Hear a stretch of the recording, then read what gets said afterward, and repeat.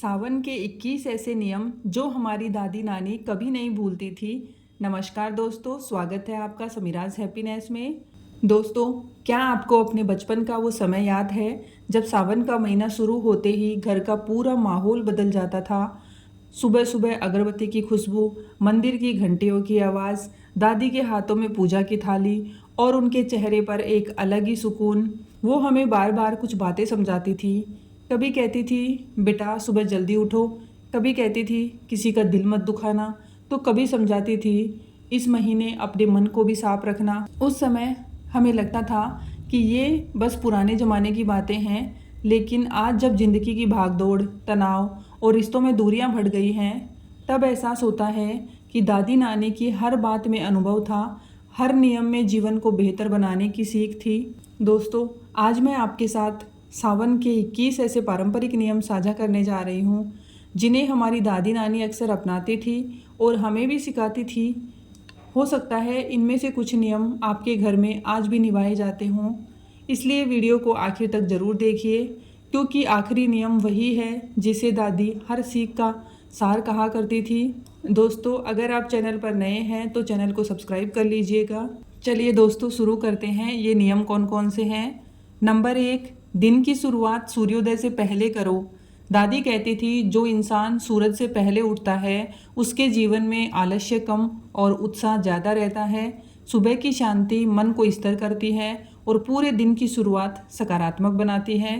Number 2, स्नान करके ही पूजा करो। वो समझाती थी कि भगवान को फूल चढ़ाने से पहले अपने मन की धूल भी झाड़नी चाहिए। साफ शरीर के साथ साफ विचार भी जरूरी हैं। नंबर 3, भगवान शिव को श्रद्धा से जल अर्पित करो। दादी कहती थी जल चढ़ाने से पहले अपने मन का अहंकार उतारो। पूजा का असली अर्थ केवल जल चढ़ाना नहीं बल्कि विनम्र बनना है। नंबर 4, हर दिन कुछ मिनट भगवान का नाम जरूर लो, चाहे ओम नमः शिवाय का जाप हो या शांत बैठकर प्रार्थना। कुछ पल ईश्वर का स्मरण मन को हल्का कर देता है।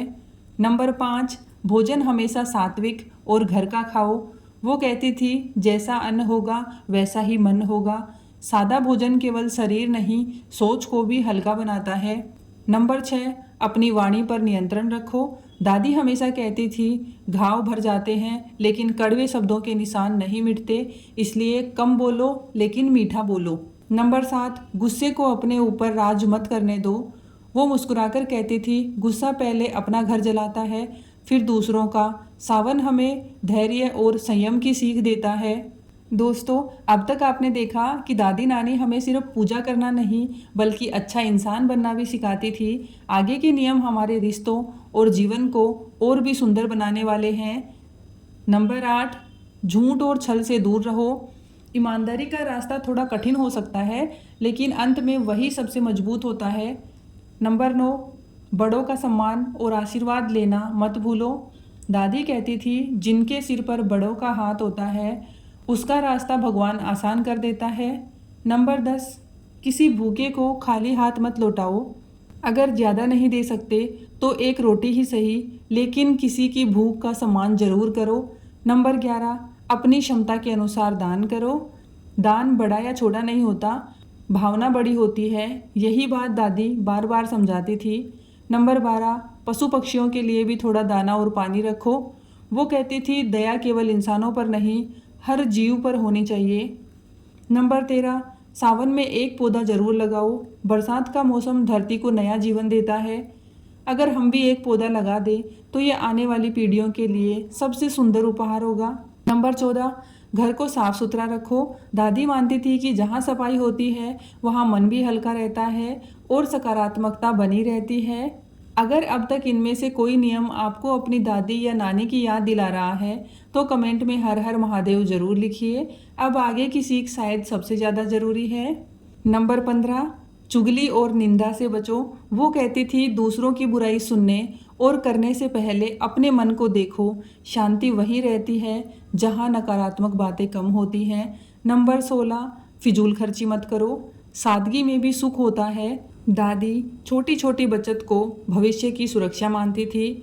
नंबर 17, परिवार के साथ समय बिताओ। सावन में सब साथ बैठकर पूजा करते हैं, बातें करते हैं, हंसते हैं, यही पल रिश्तों को मजबूत बनाते हैं। नंबर 18, प्रकृति का सम्मान करो। बारिश, पेड़, नदियाँ ये केवल प्रकृति नहीं, जीवन का आधार हैं। इन्हें बचाना भी हमारी जिम्मेदारी है। नंबर 19, अपने मन की सफाई भी करते रहो। ईर्ष्या, अहंकार और नफरत जितनी कम होगी, जीवन उतना हल्का लगेगा। यही सावन का सबसे बड़ा संदेश है। नंबर 20, हर रात भगवान को धन्यवाद कहना मत भूलो। दिन जैसा भी बीता हो, 2 पल रुककर धन्यवाद कहना मन में संतोष भर देता है।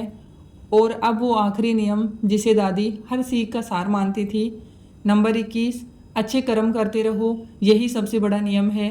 दादी की आखिरी सीख हमेशा यही होती थी, बेटा मंदिर जाकर भगवान को ढूंढने से पहले अपने कर्मों में भगवान को बसाना सीखो, क्योंकि पूजा कुछ मिनट की होती है, लेकिन अच्छे कर्म पूरी ज़िंदगी याद रखे जाते हैं।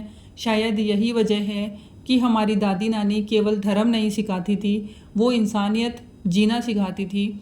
दोस्तों, आज जब मैं दादी नानी की ये बातें याद करती हूँ तो लगता है कि उन्होंने हमें केवल सावन के नियम नहीं सिखाए थे, उन्होंने जीने का तरीका सिखाया था। समय बदल गया है, घर बदल गए हैं, जीवन की रफ्तार बदल गई है, लेकिन उनकी सीख आज भी उतनी ही सच्ची और ज़रूरी है। अगर हम इन 21 नियमों में से सिर्फ 4-5 नियम भी अपने जीवन में अपना लें तो शायद हमारा मन पहले से ज़्यादा शांत, रिश्ते पहले से ज़्यादा मजबूत और जीवन पहले से ज़्यादा सुंदर हो जाए।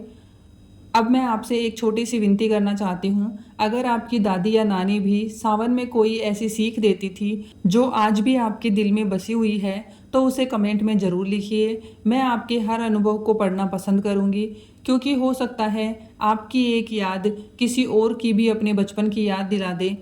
दोस्तों, अगर आपको ये वीडियो अच्छा लगा हो तो इसे अपने परिवार, भाई बहनों और दोस्तों के साथ ज़रूर शेयर करें।